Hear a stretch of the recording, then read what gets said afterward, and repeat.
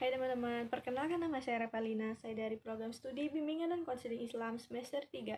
Video kali ini saya buat untuk memenuhi tugas psikologi perkembangan yang diampu oleh Bapak Muhammad Hasan Abdillah, SPSI, MSI.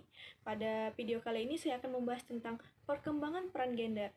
Teman-teman pasti tahu apa itu gender. Gender itu untuk lebih lanjutnya saya akan bahas video yang saya buat dalam satu jam atau berapa menit ke depan ya. Untuk teman-teman diharap tetap stay tune ya, menonton apa yang saya jelaskan, semoga bisa bermanfaat dan dimengerti.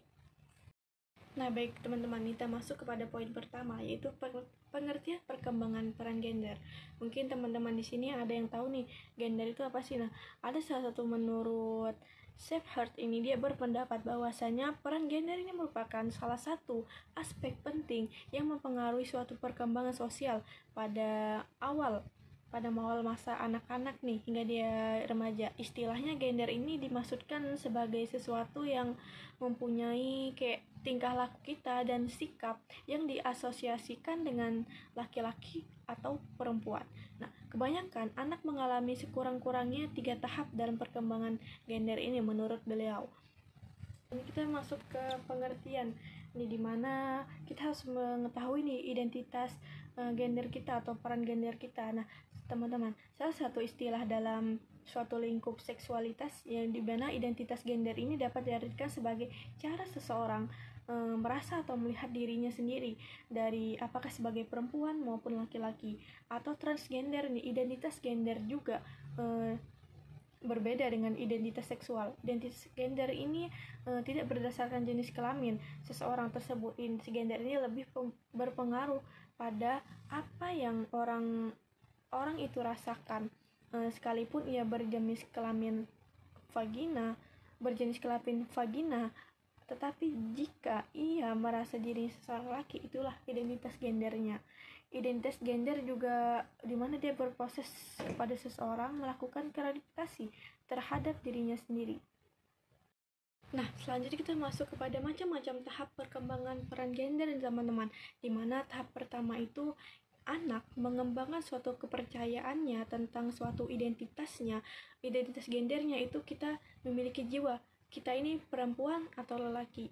Nah, yang tahap kedua di mana anak-anak ini mengembangkan suatu keistimewaan mereka terhadap gender tersebut, seperti sikap tentang jenis kelamin mana yang mereka kehendaki. Ketiga, ketika mereka memperoleh suatu ketetapan gender yang telah dikasihkan, artinya suatu kepercayaan jenis kelamin seseorang individu, dia itu memiliki suatu kepercayaan jenis kelamin seseorang yang dimana ditentukan secara biologis, permanen dan tidak berubah-ubah. Nah, tahap yang ketiga ini yaitu tahap dimana gender tersebut berperan terhadap pengetahuan umum anak maupun orang dewasa tentang peran gender yang diharapkan masyarakat. Artinya kita diciptakan atau ditentukan dengan misalnya kamu laki-laki dan perempuan, artinya kita itu bisa membedakan mana tugas laki-laki dan perempuan. Artinya kita bisa menjalankan aktivitas kita sesuai dengan gender kita. Artinya dengan menjalankan lingkungan sosial kita hidup normal dengan berinteraksi satu sama lain. Nah, selanjutnya kita masuk kepada aspek-aspek tahapan dalam perkembangan identitas gender seseorang. Setiap individu yang pertama pasti dia memiliki tahap remaja dan dewasa, di mana pada identitas ini gender telah tercipta dengan mantap dan stereotipnya sudah dipahami dengan baik.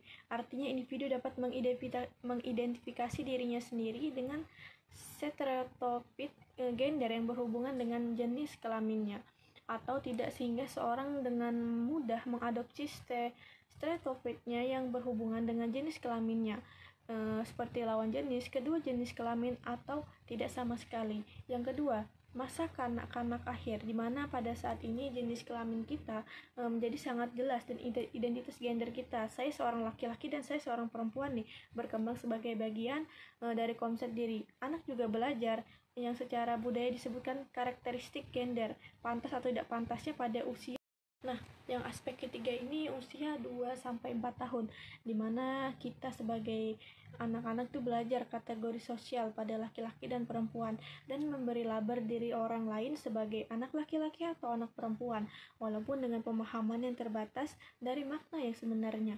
Yang keempat, aspeknya yaitu konsepsi, dimana pada konsep ini gen kromosom jenis kelamin yang menentukan apakah seorang bayi laki-laki atau perempuan telah dimiliki. Dari aspek ini bahwasanya sangat berperan penting dalam proses perkembangan peran gender pada setiap individu seseorang. Baik teman-teman, dari penjelasan saya tadi mungkin secara singkatnya dapat bahwasanya saya simpulkan bahwa gender itu sama sekali berbeda dengan pengertian jenis kelamin, di mana gender ini bukan jenis kelamin. Gender ini bukanlah perempuan ataupun laki-laki. Gender hanyalah memuat perbedaan fungsi dan perannya seorang laki-laki atau perempuan yang terbentuk dari lingkungan sekitarnya, tempat kita berada. Gender juga tercipta melalui proses sosial, budaya yang sangat panjang dalam suatu lingkup kehidupan dalam masyarakat tertentu. Artinya sehingga kita yang mempunyai peran gender di sini dapat berbeda dari satu tempat ke tempat lainnya. Cukup sekian penjelasan singkat dari saya tentang perkembangan peran gender. Semoga apa yang saya sampaikan tadi bisa bermanfaat untuk teman-teman, dan mohon maaf apabila ada materi yang kurang atau secara singkat saya atau secara garis besar saya jelaskan dalam video kali ini. Semoga apa yang saya sampaikan tadi bisa bermanfaat dan dipahami oleh teman-teman. Oh ya, ini adalah merupakan tugas video terakhir saya. Semoga video-video sebelumnya bisa disimak dan dipahami teman-teman. Apa yang saya sampaikan ini bisa menjadi amal jariah dan amal jariah buat teman-teman juga. Kurang dan lebihnya saya mohon maaf. Wabillahi taufik wal hidayah. Wassalamualaikum warahmatullahi wabarakatuh. See you teman-teman.